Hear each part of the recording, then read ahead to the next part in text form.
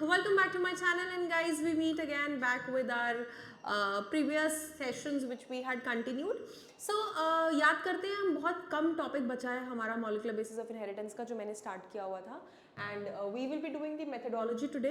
ठीक है, किस मेथडोलॉजी से वी विल बी प्रोसीडिंग, कैसे ह्यूमन जीनोम प्रोजेक्ट किया गया था and all the further details. Right, so methods involve two major approaches. पहला approach क्या था? It focused on identifying all the genes that are expressed as RNA. जितनी भी genes को हम transfer करते हैं, ठीक है, RNA में, that is our mRNA, ठीक है, जो बाद में जाके proteins में translate होता है, उनको हमने नाम दिया ESTs. And what were these ESTs? These were the expressed sequence tags. Then the other took that blind approach of simply sequencing the whole set of genome which contained all coding and non-coding sequences. जो दूसरा approach था वो कैसे begin हुआ? It began with simply sequencing the whole set of genome, ताकि पूरा जो set of genome है हम उसको sequence कर सके जिसमें coding और non-coding sequences दोनों हैं. कौन से थे coding sequences? Coding sequences were exons and the non-coding ones were introns.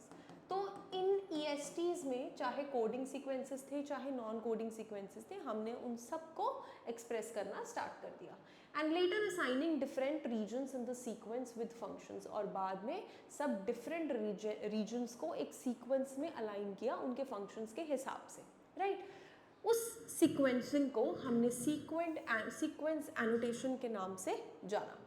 For sequencing, total DNA from a cell was isolated. Sequence करने के लिए हमने पूरा DNA सेल से एक्सट्रैक्ट किया और उसको कन्वर्ट किया into random fragments of relatively smaller sizes. छोटे छोटे साइजेस के DNA फ्रेगमेंट्स बनाए. उन्हें वैसे DNA एक बहुत लंबा पॉलीमर है लेकिन एक बहुत टेक्निकल लिमिटेशंस है उसकी कि इतना लंबा पॉलीमर होने के कारण हम उसे पूरे को एक साथ डिकोड नहीं कर सकते. तो हमने उसके कुछ स्पेसिफिक हिस्से लिए और उसे डिकोड करना स्टार्ट किया. And then we started cloning in a suitable host using specialized vectors. वो particular DNA जो हमने isolate किया था उसको हमने vector के थ्रू एक host में डाला और उसकी cloning start की ताकि हम उसके काफ़ी सारे repeated sequences बना सकें. ठीक है, इस cloning के बाद it resulted into amplification of each piece of DNA. जब हमने host के अंदर डाल के उसे clone होने के लिए छोड़ दिया तो उस particular piece of DNA के खूब सारे copies बन गई. Right, ताकि subsequently it could be sequenced with the ease. ठीक है, अब कौन से ऐसे host थे जो यूज किए गए थे उसको क्लोन करने के लिए?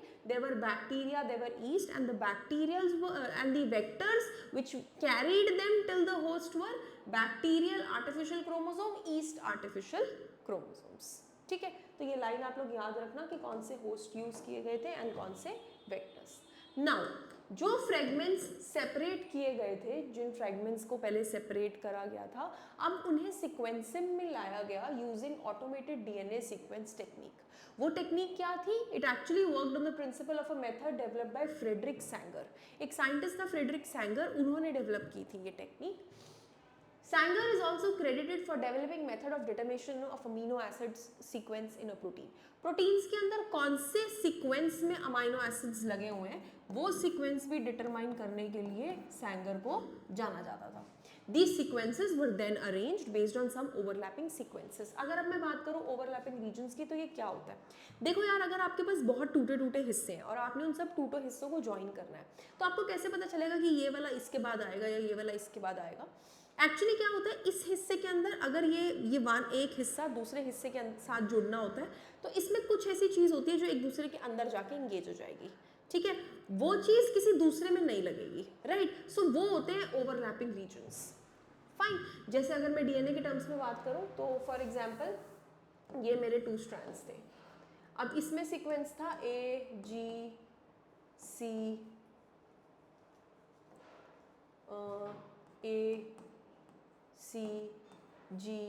ऐसे करके, तो यहाँ पे भी GC कुछ इस तरीके के, ताकि हमें पता लगे ये एक दूसरे के साथ चलेंगे. ठीक है, this required generation of overlapping fragments for sequences. Alignment of these sequences was humanly not possible. Humanly इनको sequence करना impossible था. Therefore specialized computer based programs को develop किया गया था and these sequences were subsequently annotated and were assigned to each chromosome. Her chromosome को ये sequence दे दिया गया था. देन पोस्ट दैट ये जो सीक्वेंस था क्रोमोसोम 1 का ये कंप्लीट किया गया था मई 2006 में, और ये सबसे लास्ट में हुआ था क्योंकि ये सबसे बड़ा क्रोमोसोम था. सबसे छोटा क्रोमोसोम हमारा Y है जो सबसे जल्दी हो गया था. करेक्ट.